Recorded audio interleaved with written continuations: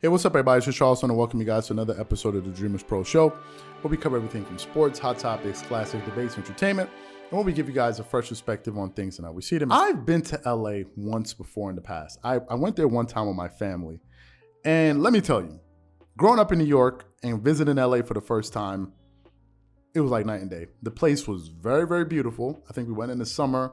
The weather was very, very nice. We visited downtown LA, and I got there, and I was just looking at this place. I'm like, this place is real? Like the weather, the vibe, the way everybody seems so chill. I remember at the time I went there, everybody had a Panamera. I don't know what's up with people in Panameras and Teslas, or whatever it is. They seem to like that car out there a lot. But LA just had this kind of real, kind of chill vibe. We went around, we did the tour. What is it? We saw Beverly Hills, all of these different places. And I'm like, no wonder people love being out there. It was very beautiful. Right, it was a very, very beautiful place. I got to admit that, and I can understand why a lot of people like living there, to be quite honest with you. But apart from the beauty and the vibes and all of that stuff, LA is a major basketball town, a major, major basketball city. And LA sports fans, have had a situation where, at least if you're looking at this town, they've always been in a situation where at least one of their two teams has been competitive. That's pretty much been the story of LA. If you look at it over the last 2 decades, the Los Angeles Lakers, if we're talking about the Lakers, which is one of the biggest brands, in sports, forget about in basketball, in sports as a whole. If you're talking about most recognizable brands, you're talking about the New York Knicks, Los Angeles Lakers, Manchester United, Arsenal. They're up there. The New York Yankees, the Dallas Cowboys. The Lakers are within that echelon of sports teams globally, right? Major sports brand. Over the last 2 decades, the Lakers have won 6 NBA championships. They've won 8 conference finals championships, and they've made 8 finals appearances over a 20-year stretch.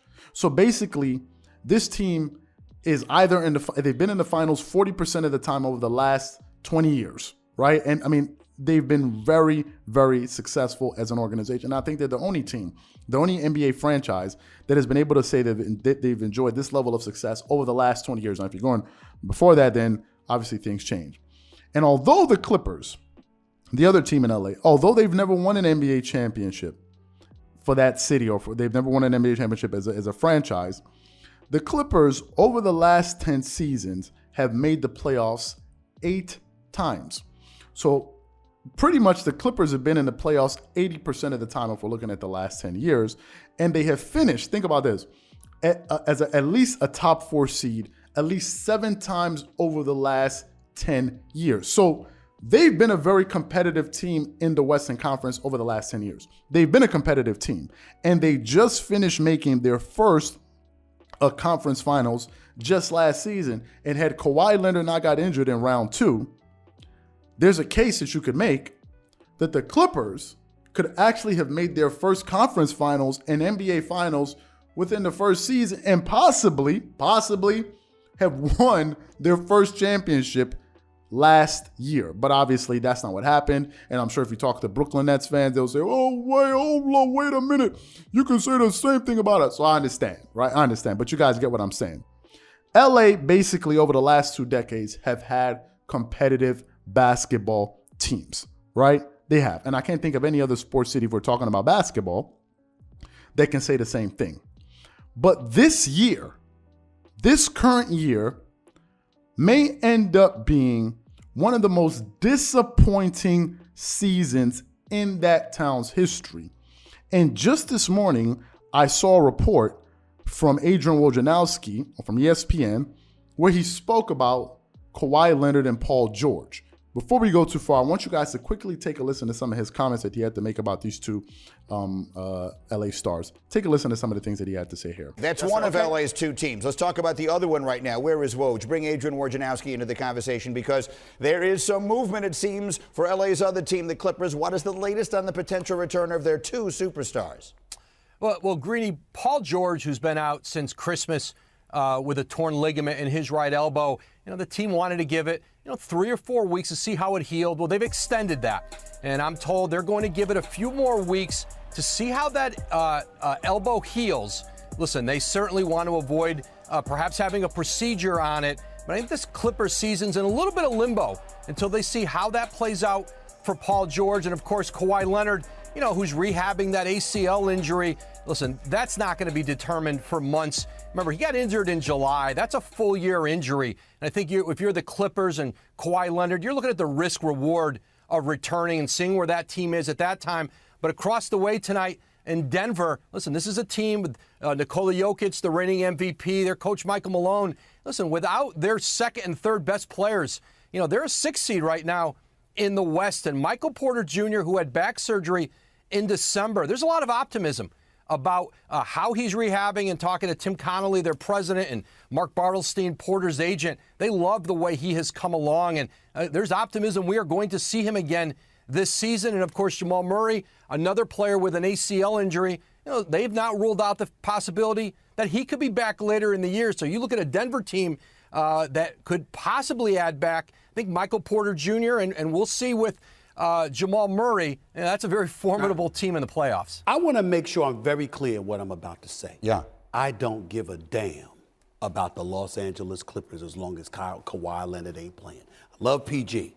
But without Kawhi Leonard, the Clippers are irrelevant. So according to Woj, we don't even know when Kawhi or Paul George will return. Now, why is this significant? Because just last year, the Clippers, as I said, almost made it to the NBA Finals. And if the Clippers are missing their 2 best players, right now as we speak, the Clippers are the number 9 seed in the Western Conference, so they're outside of the playoff picture. And if you look at the Lakers, they're currently the number 8 seed, possibly heading towards the play-in tournament, and they're missing Anthony Davis. So we could be witnessing a scenario in which both the Lakers and the Clippers don't end up making the playoffs in the same year. And that would be crazy to think about. That both the Lakers, who made the playoffs last year, the Clippers, who almost made it to the finals last year, just 1 year later, both of these teams are in jeopardy of not making the playoffs at all. You just heard me give you the data over the last 20 years. You got to comb through all of that and show me a more disappointing season. Because yes, the Clippers have had disappointing seasons over the last 20 years. But the fundamental difference is they never had a Paul George and a Kawhi Leonard on their team at the same time. They never had that, right? And in this particular instance, they do. But these guys are out due to injury. If Paul George and Kawhi Leonard were healthy this season, one could make an argument, and that one would be me, that they could make it to the Western Conference Finals again and possibly face the Golden State Warriors. But these guys are injured. And it just seems to be that both of these organizations have been very, very unlucky. Whether it has to do with injuries or just putting together rosters that just didn't fit in the case of the Los Angeles Lakers. And I think, in my personal opinion, I could be wrong. There could be some other historians watching this video that will vehemently disagree with me. But I think that this could end up being one of the worst years in NBA history for LA basketball, considering the expectations going into this season for the Lakers and what we saw last year from the Los Angeles Clippers. So what I want to know from you guys is, what do you think about this question based on all the information that I gave you guys? Whatever you guys think, please leave your thoughts and comments in the comment section below. Again, if you enjoyed the video, be sure to make sure you go ahead and hit the like button, hit the subscribe button, and hit the notification bell to be notified whenever we drop our content. Once again, this is Charles here from Dreamerspro. Wishing you guys an amazing day and catch you guys on the next episode.